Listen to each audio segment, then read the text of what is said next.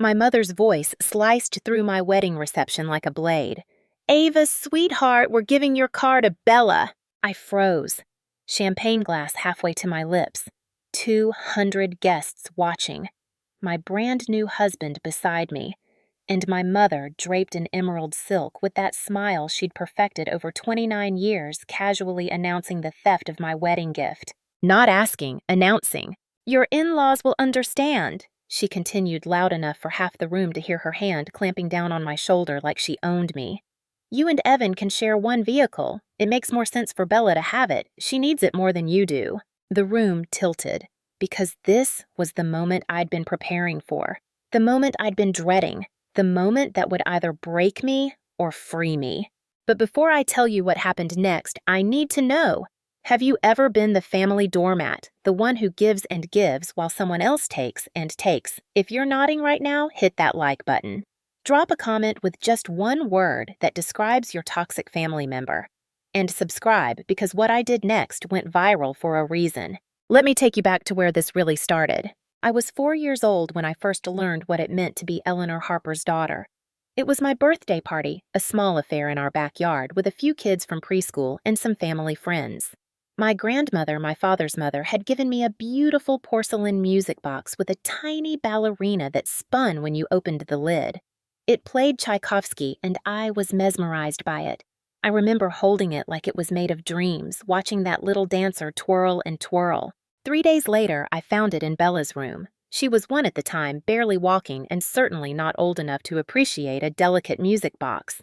But there it was on her dresser already with a chip on one corner from where she'd probably thrown it. I went crying to my mother. "Mommy, why is my music box in Bella's room?" My mother was folding laundry and she didn't even look up. "Oh, sweetie, Bella liked the music. You have so many toys. You need to learn to share." But it was mine. Grandma gave it to me for my birthday. That's when my mother finally looked at me and I saw something in her eyes that I would see 1,000 more times growing up. Disappointment. "Ava Marie Harper, I did not raise you to be selfish. Bella is your little sister. Family shares. Now go play." I was 4. I didn't have the words to explain that sharing meant I offered it, not that it was taken from me. I didn't understand yet that this wasn't about teaching generosity. It was about establishing a hierarchy. By the time Bella was 7 and I was 10, the pattern was firmly established. My allowance went toward things we both needed.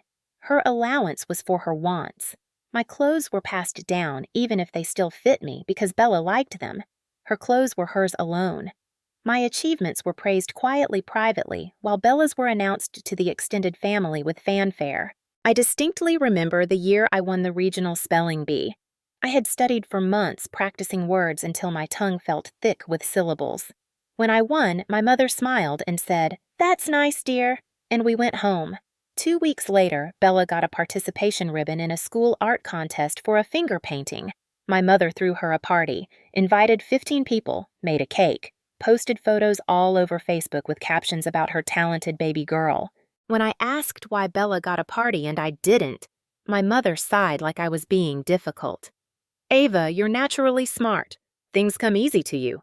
Bella needs more encouragement. You should be happy for your sister, not jealous." I learned to swallow my hurt. I learned to make myself smaller. I learned that my feelings were inconvenient, but Bella's feelings were paramount. My father, David, existed in a state of permanent avoidance. He worked long hours as an accountant, often staying late at the office, even when there was no pressing deadline.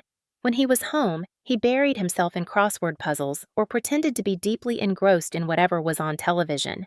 The few times I tried to talk to him about how I felt overlooked, he would pat my head absently and say something like, "Your mother knows best, pumpkin," before wandering off to his study. There was one moment, though, when I thought maybe he saw it. I was 13. Bella had borrowed my brand new iPod, the one I'd saved up for by babysitting all summer, and dropped it in the toilet. My mother's response was to shrug and say, "Accidents happen."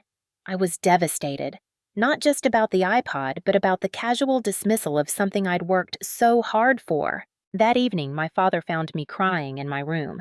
He sat on the edge of my bed, and for a moment, I thought he was going to say something meaningful, acknowledge what had happened, tell me he understood. Instead, he said, "Life's not fair, Ava. The sooner you learn that the easier things will be. Your mother and Bella, they're just cut from a different cloth than you and me. We're the adaptable ones, the peacekeepers. Even at 13, I recognized this for what it was. Not wisdom, not comfort, surrender. My father had given up long ago, and he was trying to convince me to give up too. I didn't. I dug in harder. I threw myself into school, into building something that was undeniably mine. I discovered I had a gift for understanding spaces, for seeing how a room could be transformed, how furniture and color and light could come together to create a feeling. By 15, I was rearranging my bedroom, constantly creating mood boards, studying design magazines. My mother's response to this passion was predictable. "That's a nice hobby, Ava, but you need to focus on something practical. Maybe accounting like your father, or teaching, something stable." Teaching. Stable. Safe. Boring. Everything I didn't want to be. Bella, meanwhile, was declared an artist after a teacher complimented one of her drawings. Suddenly, art supplies were appearing regularly, expensive ones. My mother enrolled her in Saturday classes at the Art Institute downtown. Bella's bedroom became a studio, despite the fact that most of her creations never made it past rough sketches that she'd abandon halfway through. When I asked if I could take an interior design course at the community college the summer I turned 16 using my own saved money, my mother frowned. "We'll see," she said, which meant no. Besides, Bella's art classes are expensive. Maybe next year. Next year never came. There was always a reason. Bella needed new supplies. Bella wanted to go to art camp. Bella, Bella, Bella. I learned to do things on my own. I took out library books on design. I studied online tutorials. I got a job at a local furniture store and soaked up everything I could from the interior designer who came in to help high-end clients. Her name was Patricia, and she was the first person who looked at my sketches and said, "You have a real eye for this. Have you thought about design school?" I applied to 3 programs my senior year, got into all of them, received a partial scholarship to one. I thought, finally, this is it. This is mine. My mother's face when I told her was not proud. It was calculating. "Well, that's wonderful, Ava, but have you thought about how expensive this will be? Even with the scholarship, and your grandmother just sent you that graduation money. Maybe you should save it for something practical. Bella's art school applications are coming up next year." The implication was clear. My graduation money should go toward Bella's future, not mine. I held firm. Probably for the first time in my life, I looked my mother in the eye and said, "No, this money is for my education." The atmosphere in our house for the next 3 months was Arctic.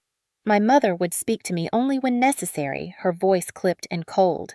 Bella started making snide comments about me being selfish and stuck up. My father said nothing, just disappeared into his study more often. But I went to design school. I took out loans to cover what the scholarship didn't. I worked 2 jobs, one at a coffee shop and one doing evening janitorial work at an office building. I slept 4 hours a night and lived on ramen and determination. Bella went to art school the next year, fully funded by our parents. She lived in a nice apartment. She didn't work. She posted Instagram photos of her glamorous artist life while I was scrubbing toilets to make rent. The phone calls from my mother during this time always followed the same pattern. "How are you doing, Ava?" She'd ask her tone, suggesting she already knew the answer. Struggling, exhausted, barely hanging on. "See, I'm fine, Mom." "Ma, you know, if you had just been more practical about this whole thing, you wouldn't be having such a hard time. But you've always been stubborn." Never once did she offer help. Never once did she acknowledge that maybe, just maybe, the playing field wasn't level. I graduated with honors, built a portfolio that got me noticed, landed an internship with a prestigious firm in the city, started taking on my own clients. By 23, I had enough saved to rent a tiny studio apartment. It was 400 square feet and had a radiator that clanked all night, but it was mine. Nobody could take it from me. Bella dropped out of art school after 2 years, decided it was stifling her creativity. She moved back home, started taking my old bedroom because it had better light. My mother cleared out all my remaining belongings without asking and put them in boxes in the garage. When I came home for Thanksgiving that year and discovered this, I felt something crack inside me.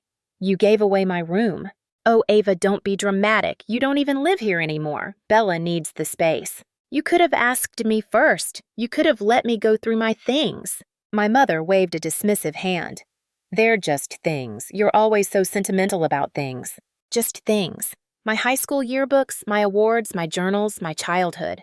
I left that Thanksgiving dinner early, made an excuse about not feeling well, sat in my car in their driveway for 20 minutes crying so hard I couldn't see to drive. That was when I started to understand.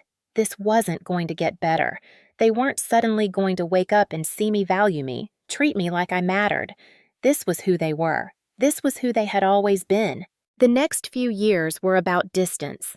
I created it deliberately. I took on more clients, built my business, started getting featured in local design blogs, then regional magazines. By 25, I had my own firm, small but growing, with 3 employees and a roster of clients who actually appreciated my work. My mother's calls became more frequent, but they were always about Bella. Bella needed help with rent. Bella's car had broken down. Bella wanted to take a trip to Europe to find herself.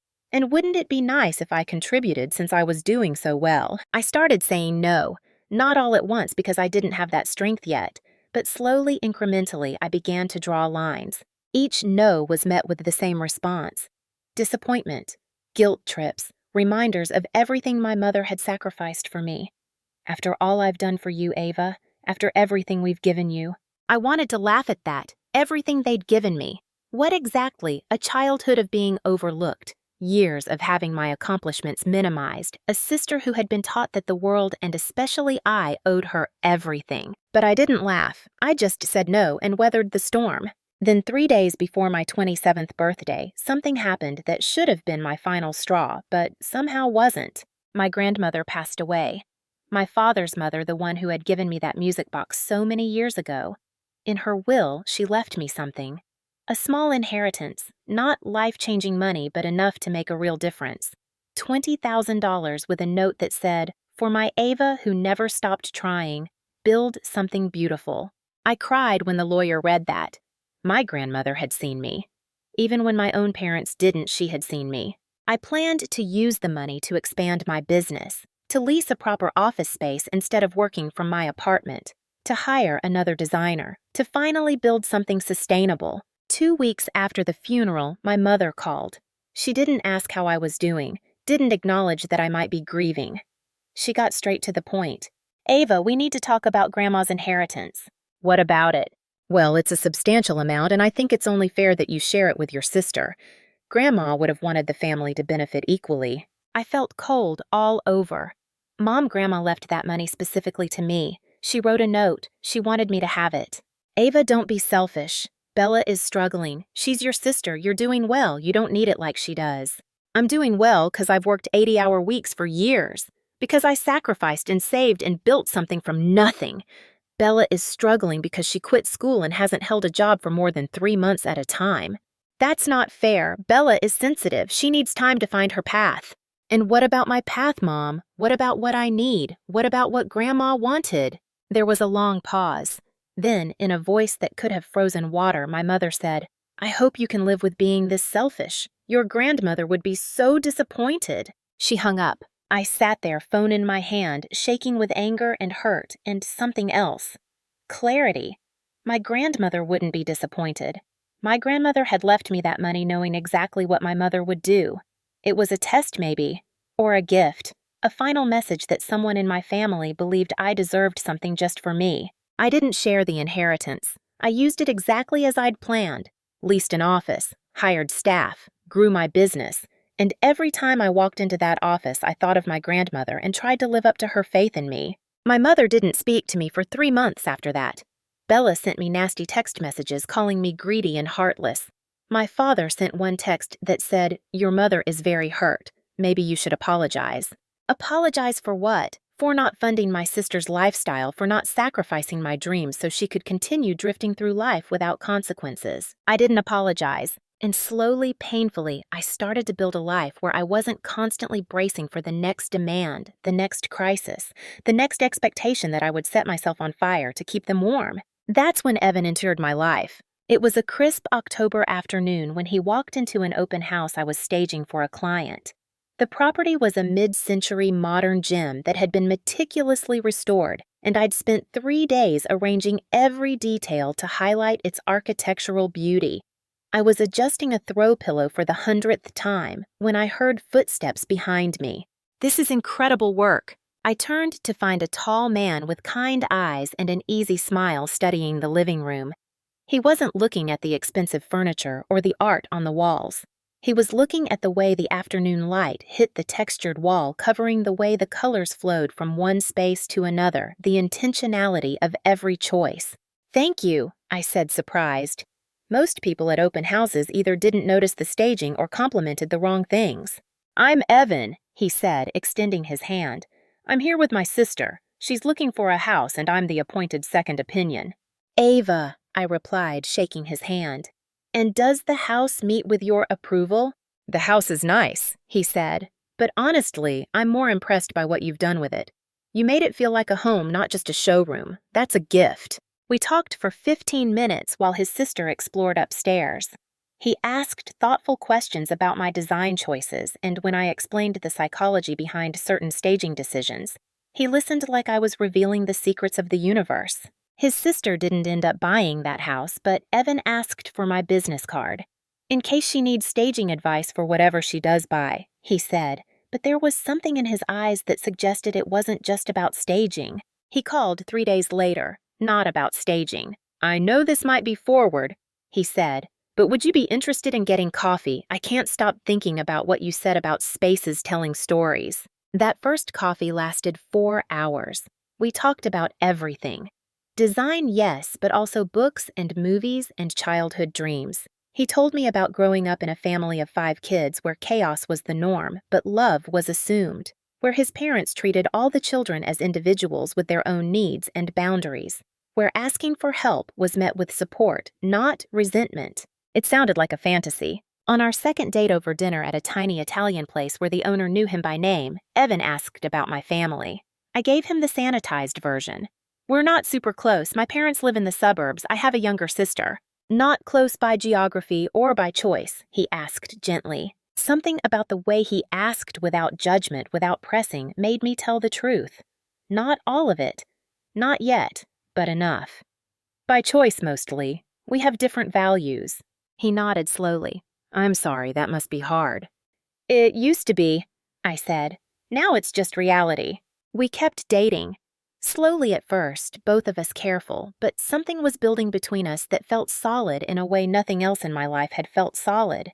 Evan was a mechanical engineer, analytical and precise in his work, but warm and intuitive in his relationships. He noticed things, remembered details, showed up when he said he would. 3 months in, he invited me to Sunday dinner with his family. I almost said no. The idea of meeting a functional family felt terrifying.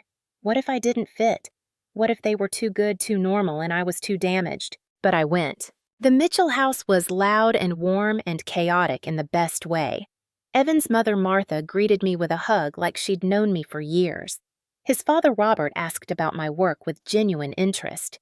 His siblings, all gathered with their partners and kids, welcomed me without the feeling of being evaluated or judged. Dinner was passed around serving bowls and overlapping conversations and laughter. Nobody kept score. Nobody made backhanded compliments. When Evan's younger brother spilled red wine on the tablecloth, Martha laughed and said, "That's why we can't have nice things." There was no tension, no walking on eggshells, no unspoken resentment simmering beneath polite smiles.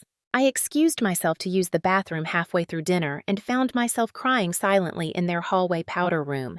This was what family was supposed to feel like: safe, easy, genuine. When I came out, Evan was waiting in the hallway. He saw my red eyes immediately. "Hey, what's wrong?" "Nothing," I said. "Your family is wonderful. I'm just being silly." He pulled me into his arms. "You're not silly. Whatever you're feeling is valid." And that right there was when I started falling in love with him. Not for his kindness to me, though, that was part of it, but for the fact that he believed my feelings mattered, that they were valid, that I wasn't being dramatic or too sensitive or any of the other things I'd been told my whole life. Over the next year, our relationship deepened. Evan met my family exactly once at a restaurant for lunch at my mother's insistence. It was excruciating. My mother dominated the conversation talking about Bella's latest artistic endeavor. Bella barely looked up from her phone. My father made awkward small talk about sports with Evan, who was politely trying to engage despite clearly being uncomfortable. The worst moment came when Evan mentioned that I'd been featured in a prestigious design magazine. My mother's response was, "Oh, that's nice," before immediately pivoting to tell a story about Bella getting 100 likes on one of her Instagram posts. In the car afterward, Evan was quiet for a long time. Finally, he said, "Do they always treat you like you're invisible?" I had been making excuses for them in my head, trying to spin it as not that bad, but his question stopped me. "Yes," I admitted. "Always." "That's not okay, Ava." "I know." "No, I don't think you do," he said, pulling into a parking lot and turning to face me. "Because if you really knew how not okay it was, you wouldn't still be trying to win their approval. You wouldn't still be hoping that maybe this time will be different." He was right. Some part of me was still that 4-year-old girl holding out her music box, hoping her mother would finally see her. Evan's family became my refuge. Sunday dinners became a regular thing. His mother taught me to make her famous lasagna. His father and I bonded over a shared terrible taste in action movies. His siblings treated me like I'd always been there, including me in their group texts and inside jokes. 6 months after we started dating, my car broke down, an expensive repair. I was stressed about the cost, doing mental math on how to juggle expenses. Evan offered to lend me the money. "I'll pay you back," I said immediately. "I know you will," he said, "but there's no pressure. Whenever you can." Within a week, my mother had somehow heard about my car trouble, probably through my father, who I'd mentioned it to casually. She called and said, "I heard about your car. You know, if you had been more generous with your family over the years, maybe we'd be in a position to help you now. But you've always put yourself first." The irony was so thick I could have cut it with a knife. "Mom, I have to go." "Of course you do. You always have somewhere more important to be." I hung up and immediately called Evan. "I need to tell you everything," I said. "Every story, every hurt, all of it." He came over that night and I told him. I told him about the music box and the iPod and the graduation money and the inheritance. I told him about being erased from my own childhood bedroom. I told him about every time I'd been made to feel selfish for wanting to keep what was mine. I told him about Bella's endless crises that I was expected to solve. I told him everything. When I finished, I was crying and exhausted and terrified he would think I was too broken, too much baggage, too complicated. Instead, he said, "Marry me." I laughed through my tears. "What?" "Not now, not today, but someday when you're ready. Marry me. Let me show you what it's like to have a partner who sees you, who values you, who would never ask you to make yourself smaller." "That's not a proposal," I said, but I was smiling. "It's a promise," he said. "The proposal will be better. I'll plan something, but I wanted you to know. I see you, Ava, all of you, and I'm not going anywhere." True to his word. 6 months later, he planned an actual proposal. We went back to that mid-century modern house where we'd first met. The owners had become clients of mine, and they'd kindly agreed to let Evan use the space.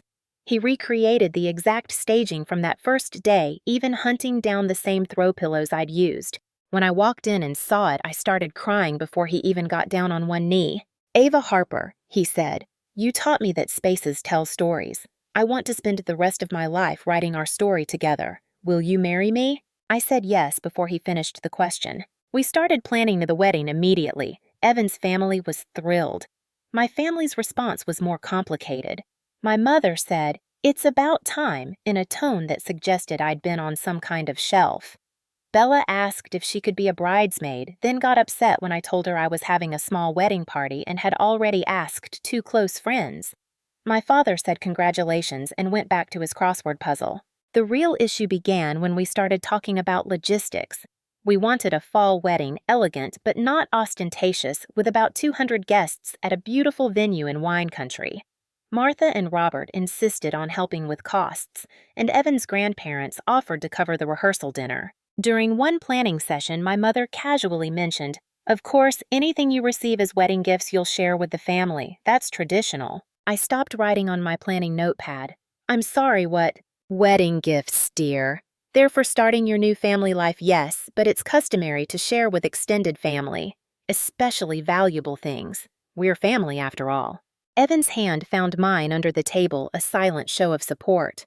"Mom, that's not a tradition I've ever heard of. Wedding gifts are for the couple." My mother's smile tightened. Well, Ava has always been generous with her family. I'm sure she'll want to continue that. Actually, I said carefully, I think the gifts we receive will stay with us. The temperature in the room dropped noticeably. I see. Marriage has already changed you. That's unfortunate. After they left, Evan was pacing. Did that really just happen? Did your mother really try to lay claim to wedding gifts you haven't even received yet? She's done worse, I said tiredly. She once convinced me to give Bella the money I'd saved for a security deposit on my first real apartment because Bella wanted to go to Coachella. What? Evan looked genuinely shocked. Why didn't you tell me that story? Because there are 1,000 stories like that, and at some point it just feels like I'm being dramatic. You're not dramatic. You're underreacting, if anything. He sat down beside me, took both my hands. Ava, I need to say something, and I need you to really hear me. We're about to get married. That means we're a team. Your family can't keep doing this to you. To us. I know. I don't think you do, because if you really understood how serious I am about protecting you, about protecting us, you wouldn't be accepting this as normal. Your mother just announced her intention to steal from us, from her own daughter, on her daughter's wedding day. He was right. When he said it out loud like that, it sounded insane. It was insane. But it had been my normal for so long that I'd stopped seeing it clearly. What do you suggest? I asked. I think we need to be proactive. We need to protect ourselves legally. I know it sounds extreme, but your mother has shown us who she is. We should believe her. The next day, Evan called his friend Marcus. Marcus Chin had been his college roommate now, a corporate attorney at a prestigious firm downtown. We met him for lunch at a quiet restaurant where we wouldn't be overheard. I felt ridiculous explaining it all to Marcus. I need legal protection from my family trying to take my wedding gifts. But Marcus didn't laugh. He didn't even look surprised.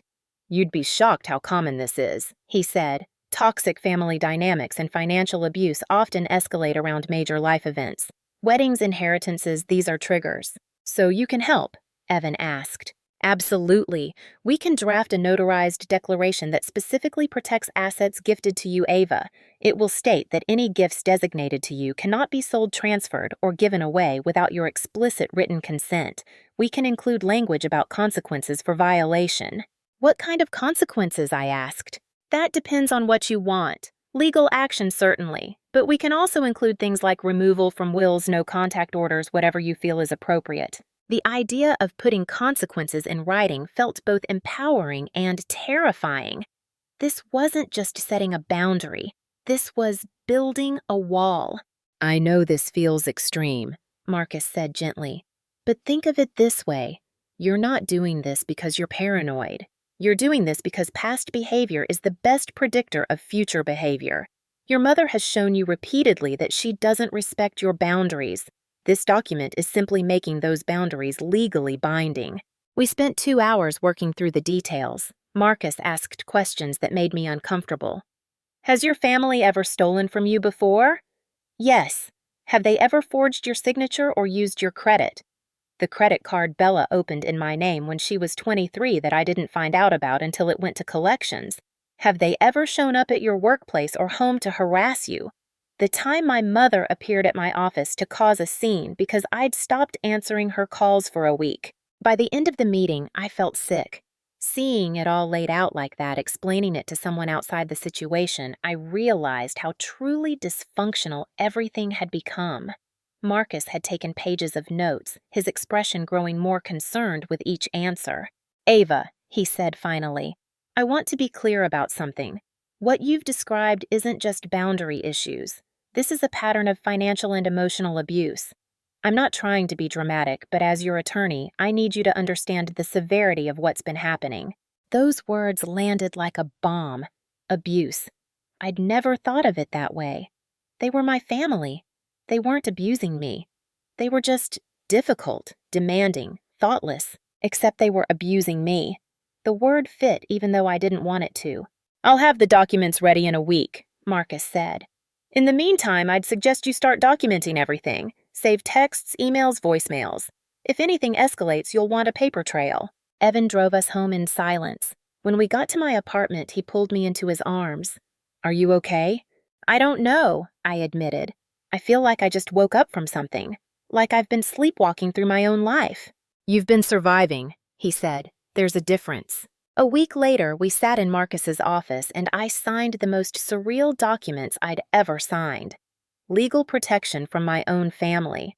The notary witnessed my signature with professional detachment, probably having no idea how much this moment meant, how much it cost me emotionally to acknowledge that I needed legal documents to protect myself from people who were supposed to love me. We left Marcus's office with copies of the declaration sealed in an envelope. Evan had arranged for additional copies to be kept in a safe deposit box and with his parents for safekeeping. We were prepared for a scenario I still hoped wouldn't happen, even though I knew better. The rehearsal dinner was 2 weeks later. Evan's parents had rented out a private room at an upscale restaurant downtown. The space was elegant, with floor-to-ceiling windows overlooking the city lights. About 50 people were invited, close family and wedding party members, and the atmosphere should have been celebratory. It was mostly. Evan's family was warm and welcoming. My 2 best friends, Sarah and Jen, were there looking beautiful and excited. Even my family seemed to be on good behavior. My mother was charming, complimenting the venue and thanking Evan's parents for their generosity. Bella was dressed appropriately for once, and even managed to make conversation without her phone. My father shook hands and made awkward jokes about gaining a son. The evening was going well. We'd finished dinner and people were mingling over drinks and dessert. That's when Robert stood up, glass in hand, ready to make a toast. "Evan and Ava," he began, and the room quieted down. "Martha and I couldn't be happier to welcome Ava into our family. Watching you two together has been a joy. You clearly love and respect each other, and that's the foundation of any strong marriage." People murmured agreement, glasses raised partway in anticipation of the toast's conclusion. "Now we wanted to do something special for you both," Robert continued. "When Evan was born, we started a tradition. For each of our children's weddings, we give them something that will help them start their married life together. Something practical and meaningful." Martha joined him, holding out a small gift box. Inside were car keys. "We know you both value independence and mobility," Martha said, her eyes warm. "And while, Ava, you have your car, we thought it was time Evan got something newer and more reliable. But more importantly, we wanted you to have something together. A symbol of the journeys you'll take as a couple." Evan opened the box, fully revealing keys to an Audi. Not just any Audi. A brand new Q5 which we'd actually looked at together months ago. Sleek silver, perfect. "It's parked outside," Robert said with a grin. "Title's in your name, Ava, as a wedding gift to you both." The room erupted in applause and congratulations. People crowded around to hug us, exclaim over the generosity, admire the keys. Evan was beaming, clearly surprised and touched. I felt overwhelmed with gratitude and love for these people who had welcomed me so completely. But even in that moment of joy, I felt it. That familiar prickling on the back of my neck that meant something was wrong. I turned slightly and caught my mother's eye. She was clapping, smiling brightly, but the smile didn't reach her eyes. Those eyes were calculating, sharp-focused. She leaned toward Bella and whispered something. Bella's expression transformed from polite interest to undisguised want. Her eyes went to the keys in Evan's hand, then to me, and I saw it. That entitled expectation, that assumption that what was mine was really ours, really hers.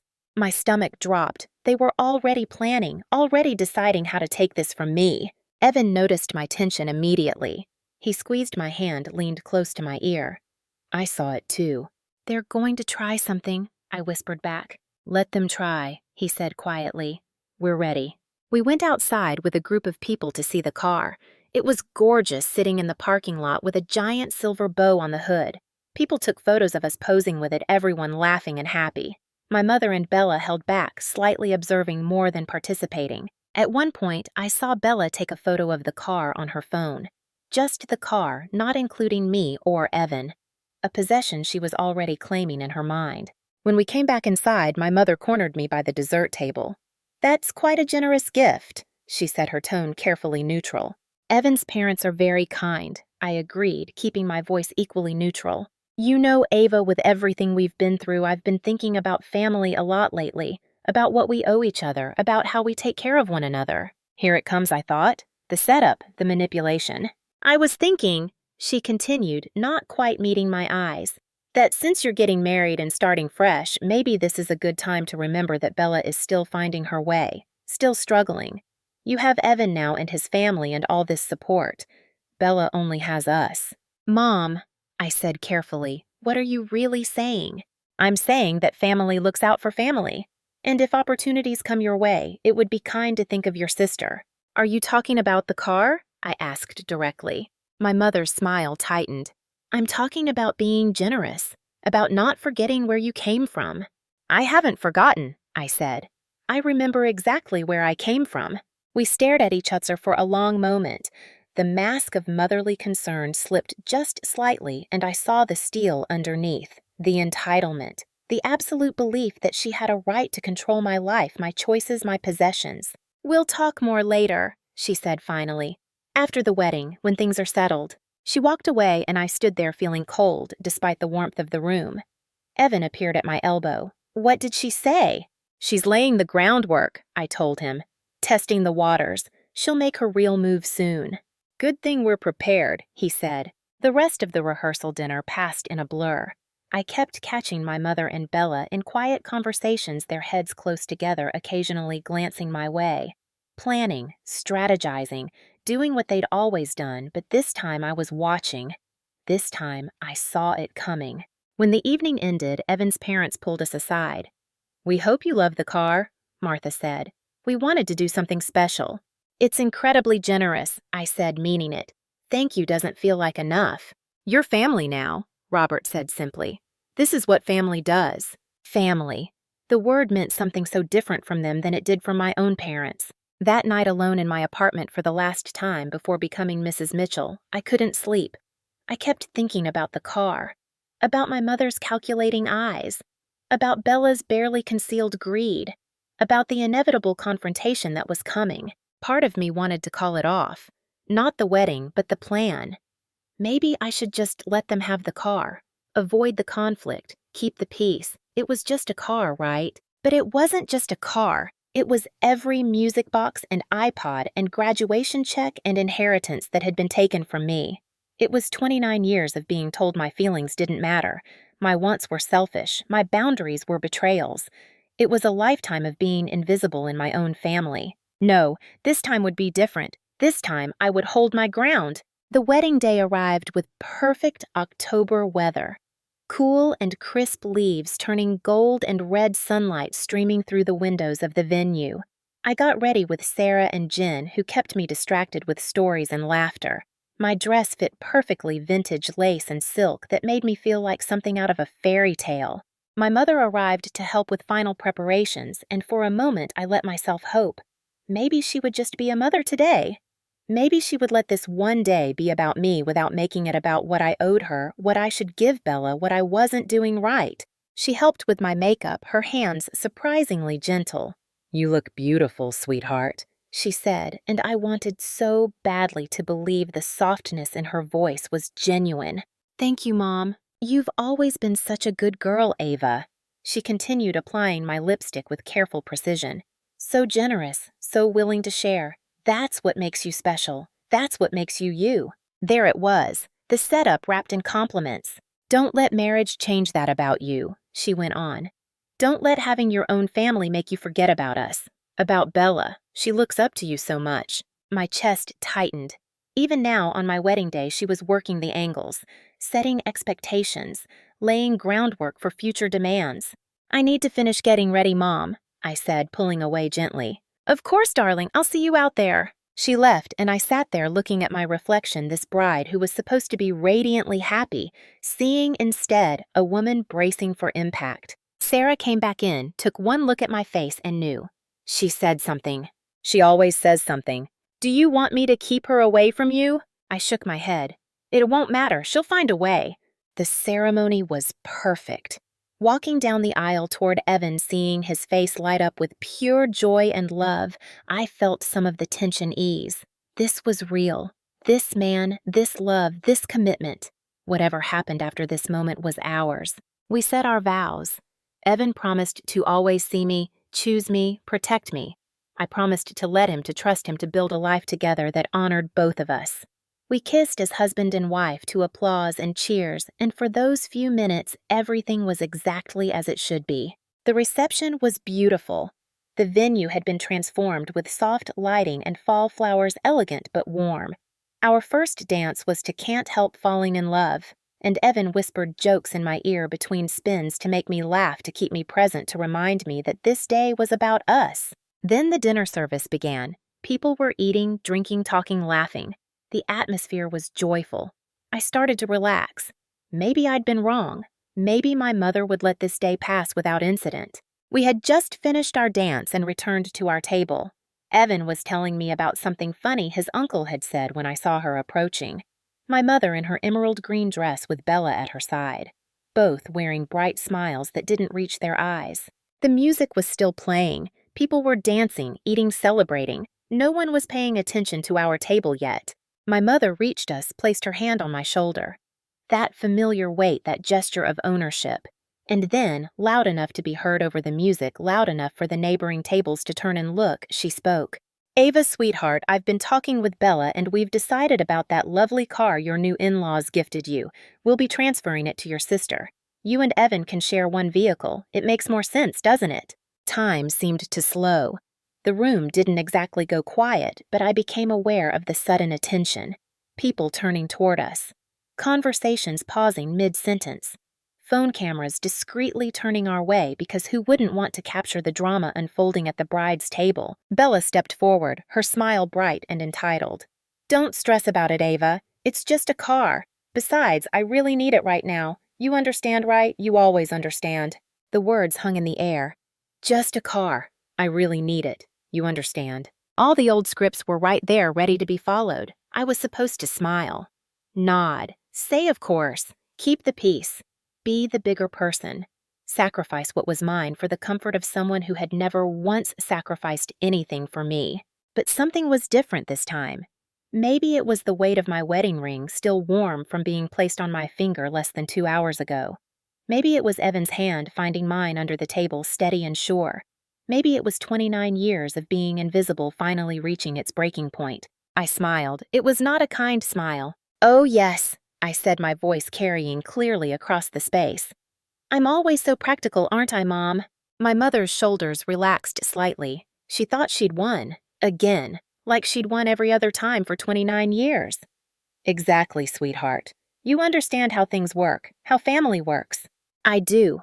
I agreed, and I saw Bella's smile widen, saw her mentally claiming the car, probably already planning what she'd tell her friends about her generous sister's wedding gift. "Which is exactly why I prepared for this situation." Confusion flickered across my mother's face. The smile became fixed, frozen. "Prepared? What do you mean?" That's when Marcus appeared, weaving through the crowd with the calm confidence of someone who knew exactly what was about to happen. He was dressed impeccably in his suit, looking every inch the successful attorney he was. He reached us, and with a pleasant smile that somehow managed to be polite and devastating at the same time, he extended a cream-colored envelope toward my mother. "Mrs. Harper," he said, his voice professional and clear. "You might want to review this before you continue." My mother took it, her smile still plastered on her face, clearly trying to maintain composure in front of the watching guests, the turned heads, the phones that were now unmistakably recording. She opened the envelope with fingers that trembled, just slightly pulled out the document and began to read. I watched the color drain from her face. It was like watching time-lapse footage of ice melting. The confident smile faded first, then the calculation in her eyes gave way to shock. Then something close to panic. Beside her, Bella leaned in to read over her shoulder, and I saw the exact moment she understood. Her mouth fell open, her eyes went wide. The entitled expectation evaporated, replaced by genuine fear. "What is this?" my mother asked, her voice tight, no longer projecting confidence but trying desperately to maintain control. Around us, I could feel the attention of our guests sharpening. This wasn't just a family discussion anymore. This was a spectacle. I stood up, smoothed my wedding dress, and looked my mother directly in the eyes. "That is a notarized legal declaration that I had prepared 3 weeks ago. It states very explicitly that all wedding gifts registered in my name cannot be sold, transferred, given away, or otherwise disposed of without my written consent. Bella made a small sound, something between a gasp and a protest. You can't do this. This is insane. You're crazy if you think. It's legally binding, I continued, cutting her off. Any attempt to violate these terms will result in immediate legal action. Additionally, as you'll see in Section 3, any violation will result in immediate removal from any future inheritances from the Mitchell family estate. My mother was scanning the document now, her eyes moving rapidly across the page, looking for loopholes, for weaknesses, for any way this wasn't exactly what it appeared to be. Ava, this is necessary. I finished for her. This is necessary because you just tried to steal my wedding gift. At my wedding, in front of 200 people. And honestly, Mom, if you'd asked yourself for even 1 second whether you should do this, if you'd considered that maybe, just maybe, this was inappropriate, we wouldn't be having this conversation. Bella's face was flushing red, now humiliation and anger mixing in equal parts. This is just about a stupid car. You married into money, and now you think you're better than us. This is not about money, Evan said, and his voice was cold in a way I'd never heard it before. He stood beside me, his presence solid and unwavering. This is about respect, something your family has never shown my wife. Not once in the entire time I've known her. Wife. He emphasized the word deliberately. A reminder that I wasn't just their daughter anymore. I was part of a new family now, a family that actually valued me. But this is just so petty. My mother tried switching tactics, her voice taking on that wounded quality she used when manipulation wasn't working. After everything we've done for you, Ava, after raising you, sacrificing for you. Sacrificing. The word came out sharper than I intended, but I was done. So completely done. You want to talk about sacrifice? Let's talk about how I paid Bella's car insurance for 3 years because she couldn't keep a job. Let's talk about how I gave her my college fund money when she wanted to go to Paris. Let's talk about how I worked 2 jobs while she lived in a nice apartment on your dime. Let's talk about how you gave away my childhood bedroom without asking, threw out my belongings, and told me I was being sentimental about just things. The silence around us was deafening now. Every single person in earshot was watching. I could see relatives on both sides, friends, colleagues, all processing this information. Pieces clicking into place. Understanding dawning on faces that had probably wondered why I never talked about my family, why I seemed so distant from them. My father finally materialized from somewhere looking mortified, his face red. Ava, please, not here. This is your wedding day. Can we discuss this privately? No, Dad, I said, turning to him. We can't, because Mom chose this moment, this very public moment, to try to take something that doesn't belong to her. She made this public. I'm just responding in kind. This is a misunderstanding. My mother tried, her voice rising slightly, desperation creeping in. I was just trying to help. Bella really needs transportation, and I thought— You thought what? I interrupted. That I wouldn't notice, that I wouldn't care, that I'd just roll over like I always have. I shook my head. No, not anymore. Marcus, who had been standing quietly to the side, pulled out his phone. With practiced calm, he pulled up a screenshot and turned it so my mother and Bella could see, but also so several nearby guests could glimpse it. This was posted to Instagram 6 hours ago. He said, his voice carrying just enough to be heard by our immediate audience. Your daughter, Mrs. Harper, standing in Ava's garage next to the vehicle in question. The caption reads, and I quote, "Can't wait to drive my new ride. Big sis always comes through." Audible gasps rippled through the nearby guests. This wasn't just an opportunistic request. This was premeditated. They had already broken into my home, already laid claim to something that wasn't theirs, already announced it publicly before even asking. How did you even get into my garage? I asked, my voice dangerously quiet. Bella had the grace to look ashamed for approximately 3 seconds. Mom has your spare key. We went over this morning to check on things, and the car was just sitting there, and I thought— You thought it was already yours, I finished. You thought you could just take it. We're your family, Bella practically shouted, losing her composure entirely. Everything you have, we have a right to. That's how family works. No, I said, and my voice was steady now, clear and strong. That's not how family works. That's how parasites work. My mother gasped, genuine shock crossing her face. I'd never spoken to any of them like this, never directly confronted the dysfunction, never named it out loud. Ava Marie Harper, she began, but I wasn't done. Family doesn't steal from each other, I continued. Family doesn't manipulate and guilt and take and take and take. Family doesn't treat one person like a resource while treating another like a precious treasure. Family doesn't show up at someone's wedding and try to take their gifts in front of everyone. Martha and Robert had made their way to our table now, clearly having been alerted that something was happening. Martha's face was concerned, but calm. Robert looked like he was assessing a problem, figuring out how to fix it. "Is there an issue here?" Robert asked, his voice gentle but firm. "No issue," I said, looking at my mother. "We're just establishing boundaries, something I should have done years ago." "Boundaries," my mother spat the word like poison. "You call this boundaries? This is cruelty. This is turning your back on your family, on your sister who needs help." "Bella is 26 years old," I said. "She doesn't need help. She needs to grow up, and you need to stop enabling her." "How dare you? How dare I?" I laughed, but there was no humor in it.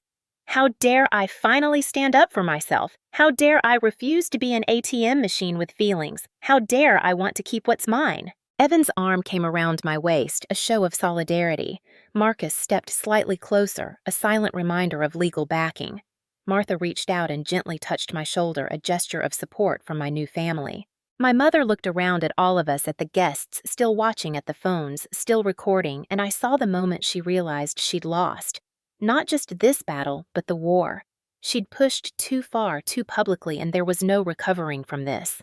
"You'll regret this," she said, her voice shaking with anger and humiliation. "You're choosing them over your own blood."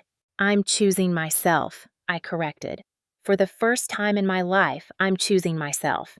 And yes, I'm choosing them too, because they've never once asked me to sacrifice my dignity for their comfort." My father, who had been standing there looking like he wanted to melt into the floor, finally found his voice.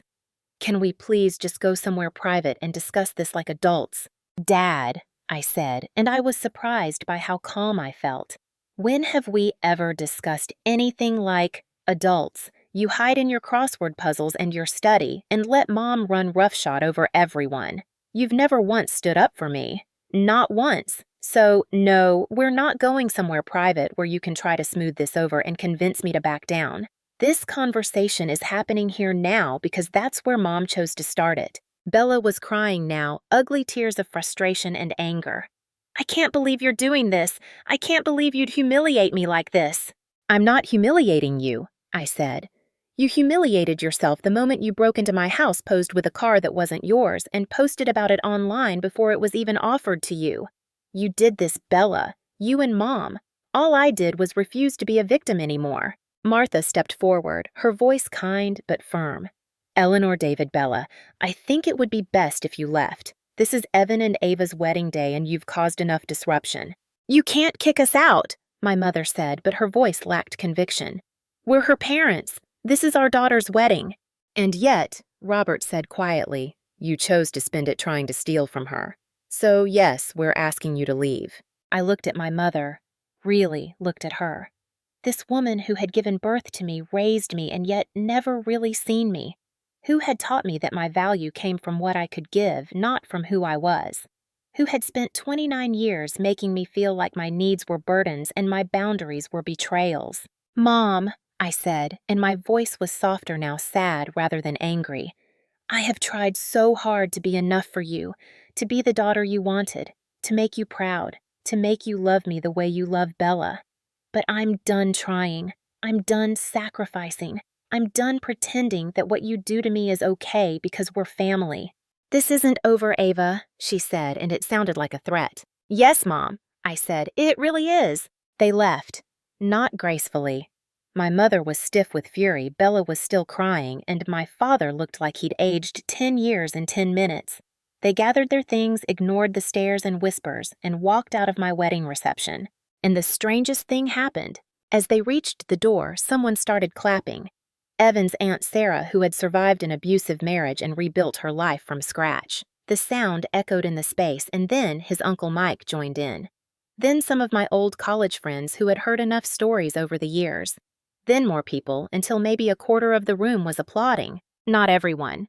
Some people looked uncomfortable. Some looked scandalized. Some were furiously texting, probably spreading gossip far and wide. But enough people were clapping that I felt it. Support, validation, recognition that what had just happened wasn't me being cruel. It was me finally being brave. My knees felt weak. Evan caught me, held me up. "You okay?" "I don't know," I whispered. "Did that really just happen?" "That really just happened," he confirmed. "And you were amazing." The DJ, bless him, must have gotten some kind of signal, 'cause suddenly upbeat music filled the space again. People slowly started returning to their celebrations, though I could see groups huddled together, undoubtedly dissecting what they'd just witnessed. Martha pulled me into a hug. "Welcome to the family, dear. The family that actually wants you." I started crying then, relief and exhaustion and overwhelming emotion hitting me all at once. Sarah and Jen appeared with tissues and champagne and fierce hugs. Robert quietly made sure the remaining reception went smoothly, running interference with curious guests. The rest of the evening was surreal. We cut the cake, we danced more, we took photos and received congratulations and pretended the last hour hadn't shattered something fundamental. Except we all knew it had, and somehow that made everything feel more real, not less. People came up to me throughout the night, some to express concern, some to quietly share their own stories of toxic family members they'd had to distance from, some to simply say, "Good for you." Evan's grandmother, a tiny woman in her 80s with sharp eyes and sharper wit, squeezed my hand and said, "Took you long enough, dear." Around 10 p.m., as things were winding down, Evan and I made our way to the parking lot. The Audi sat there still perfect with its silver bow completely untouched and undeniably ours. I stopped walking and just stared at it. This car that had become a symbol of something so much bigger than transportation. This car that represented every boundary I'd failed to set, every sacrifice I'd made, every time I'd chosen peace over my own dignity. "What are you thinking?" Evan asked softly. "I'm thinking that I've spent my whole life watching things get taken from me, and for the first time I got to keep something." My voice cracked. "Is that pathetic, that a car means this much?" "It's not pathetic," he said firmly, pulling me close. "It's not about the car. It's about you finally saying no, about you finally believing you deserved to have something that was yours." We drove to our hotel in my car. Our car, the one that nobody could take. My phone started buzzing before we even left the parking lot. First my mother, then Bella, then numbers I didn't recognize, probably relatives who wanted to weigh in to tell me I'd gone too far to guilt me back into compliance. I turned the phone off. The silence was immediate and profound. "You don't want to see what they're saying?" Evan asked. For the first time in my life, I said, "I genuinely don't care what they're saying. They can say whatever they want." I said what I needed to say. That night in our hotel room, with my wedding dress carefully hung and my makeup washed away, I looked at myself in the mirror. I looked the same as I had that morning, but something fundamental had shifted. The girl who always gave in, who always sacrificed, who always chose peace over her own dignity, had died somewhere between "I do" and "please leave." In her place was someone I was just beginning to know, someone who believed she deserved respect, someone who understood that boundaries weren't cruel, they were necessary, someone who chose herself. The next morning, my phone was still off. Evan suggested we keep it that way for our honeymoon. "They've survived 29 years without respecting you," he said. "They can survive 2 weeks without access to you." So we went to Greece. We swam in impossibly blue water and ate food we couldn't pronounce and made love in a villa overlooking the Aegean Sea. And not once did I think about what my family was doing or saying or feeling. Not once did I compose apologies in my head. Not once did I imagine how I could fix things. Because there was nothing to fix. They were the ones who broke it. Again and again, year after year, they had broken our relationship with their entitlement and disrespect and assumption that I existed solely to serve their needs. When we got home 2 weeks later, tanned and genuinely happy, we drove our Audi from the airport back to our new apartment. The apartment Bella had never been invited to, The apartment that was ours that we had earned that nobody could claim. There were voicemails, dozens of them. I listened to exactly 3 before deleting the rest. My mother sobbing about how I'd humiliated her. How could I do this to her? How everyone was talking about what I'd done. Not once did she acknowledge what she had tried to do. Not once did she apologize. Bella furious about how I'd made her look, how I'd ruined her reputation, how I'd denied her something she desperately needed. No acknowledgement that she'd broken into my house, that she'd tried to steal, that she'd posted about it before it was even hers. Just anger that she'd been caught and called out. My father uncomfortable and halting, asking if we could just move past this. As if 29 years of enabling and complicity could be forgotten if we all just agreed to pretend it hadn't happened. None of them apologized, not one, because that would require them to believe they had done something wrong. I called Marcus. What are my options here? Legally, you're solid. They can't touch your assets. The declaration is ironclad. Personally, he paused. That's up to you. How much do you want them in your life? I thought about that question for days, weeks. I talked to Evan.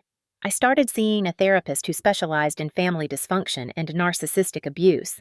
I read books about toxic families and boundaries and recovery. And finally, I knew my answer. I sent one message to the family group chat, the one I'd been part of for years, the one where I was usually the problem solver, the mediator, the one who smoothed everything over. I'm willing to have a relationship with each of you, but only under the following conditions. 1. My finances are not your finances. 2. My possessions are not communal property. 3. My time and emotional energy are not unlimited resources. 4.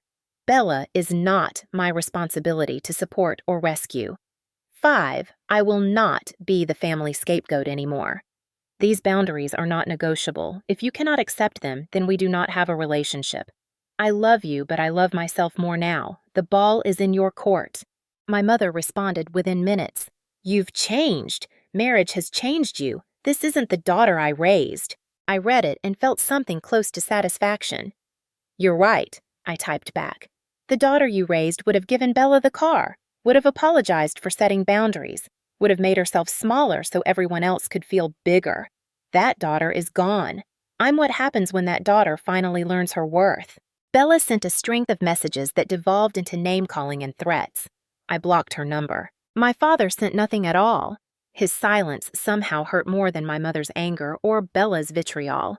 But I understood it. He had chosen his path of avoidance decades ago, and he wasn't going to change now. Weeks passed, then months. Life continued. Evan's family embraced me fully. Sunday dinners became a regular tradition. Martha taught me to make her famous lasagna. Robert and I developed a running joke about bad action movies. His siblings treated me like I'd always been part of the family. And slowly, I started to understand what family was supposed to feel like. Safe, supportive, reciprocal, not transactional, not conditional, not exhausting. Extended family members, people I hadn't heard from in years, started reaching out. My Aunt Susan, my father's sister, invited me to lunch.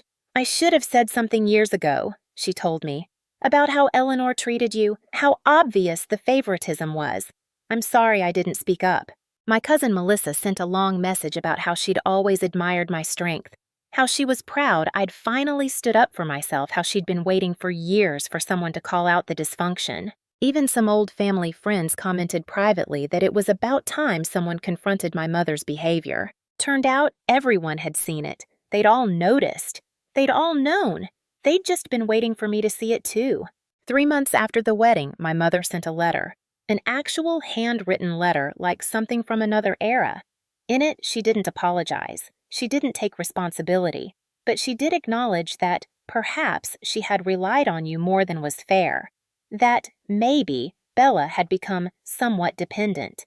That possibly they needed to reevaluate certain family dynamics. It wasn't an apology. It was a crack in the armor.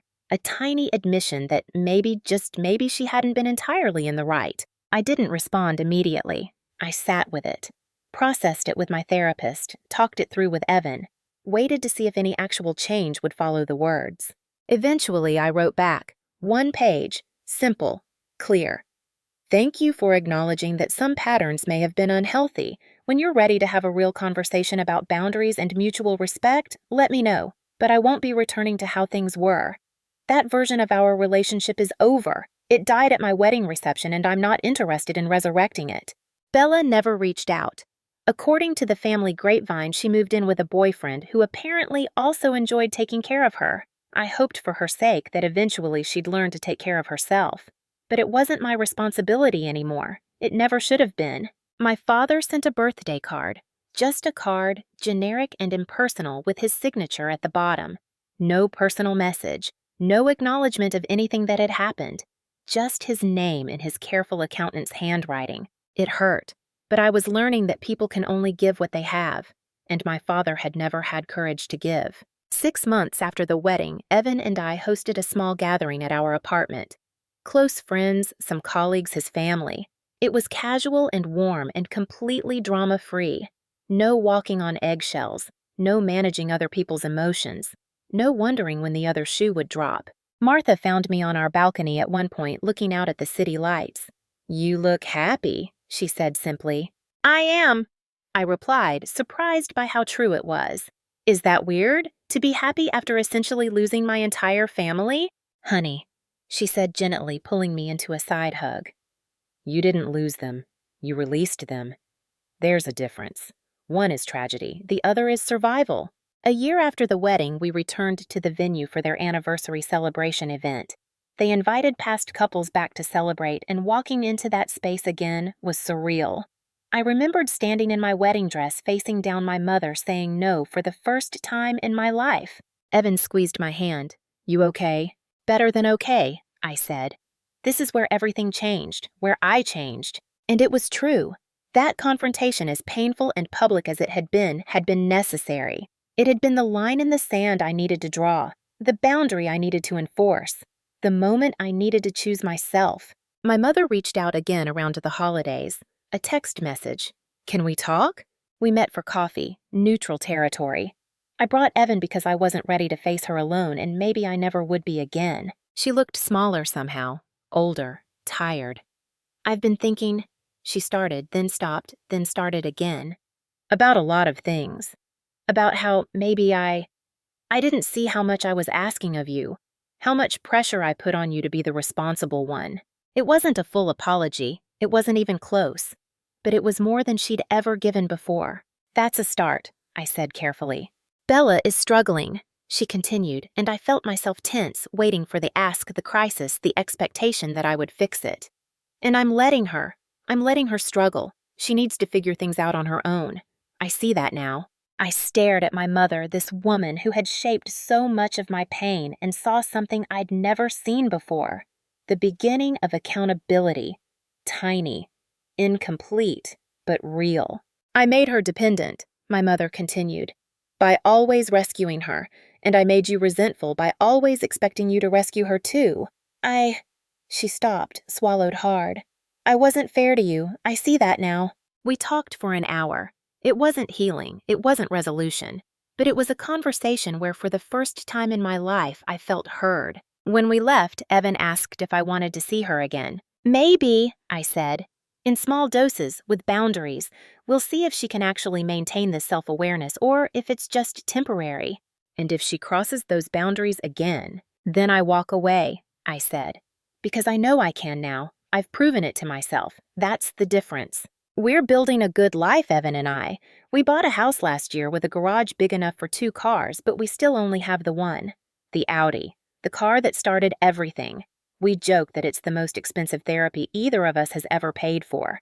We're talking about starting a family, about bringing children into a world where they'll be taught that boundaries are healthy, that no is a complete sentence, that love doesn't require you to sacrifice your well-being." Sometimes late at night, I think about that moment at my wedding. Standing there in my white dress, my mother's hand on my shoulder, feeling that old familiar pull toward compliance. And then the choice I made, the line I drew, the boundary I held in front of 200 witnesses and countless phone cameras. It was terrifying, it was messy, it was absolutely necessary. My design business is thriving. I have a team of 8 now, and we've been featured in several national publications. People sometimes ask about the wedding that went viral, because apparently video clips of my confrontation with my mother made the rounds on social media for a while. I don't Google it. I don't need to relive it. I lived it once, and that was enough. What I do know is this. Setting that boundary, as public and uncomfortable as it was, gave other people permission to set theirs. I've received messages from strangers sharing their own stories of toxic families, of standing up, of choosing themselves. If something good came from that painful moment, it's that. Bella is still with her boyfriend from what I hear. I genuinely hope she's happy. I hope she's growing. I hope she's learning to stand on her own. But whether she is or isn't, it's not my responsibility to manage anymore. My father and I have a cordial but distant relationship. We exchange birthday cards, the occasional brief phone call about nothing important. He's never acknowledged what happened at the wedding, never apologized for decades of enabling. I've accepted that he never will. People don't change unless they want to, and my father has never wanted to be uncomfortable. My mother and I have coffee every few months. Our relationship will never be what I once hoped it could be, but it's honest now at least. The pretense is gone. We both know exactly where we stand. She knows I won't be manipulated anymore. I know she'll still occasionally try. But the difference is, now I can say no without guilt. And that might be the greatest gift that whole, horrible, wonderful, terrifying wedding day gave me. Permission to say no. Permission to keep what's mine. Permission to value myself as much as I've valued everyone else. So here's my question for you. Have you ever had to choose between keeping the peace and keeping yourself? Have you ever set a boundary that people called cruel? Have you ever walked away from someone you loved because staying was killing you? Drop your story in the comments. Hit that like button if this resonated with you. Subscribe because you deserve to hear more stories about choosing yourself. And remember, you are not required to set yourself on fire to keep other people warm. Boundaries aren't walls, they're doors, and you get to decide who walks through them.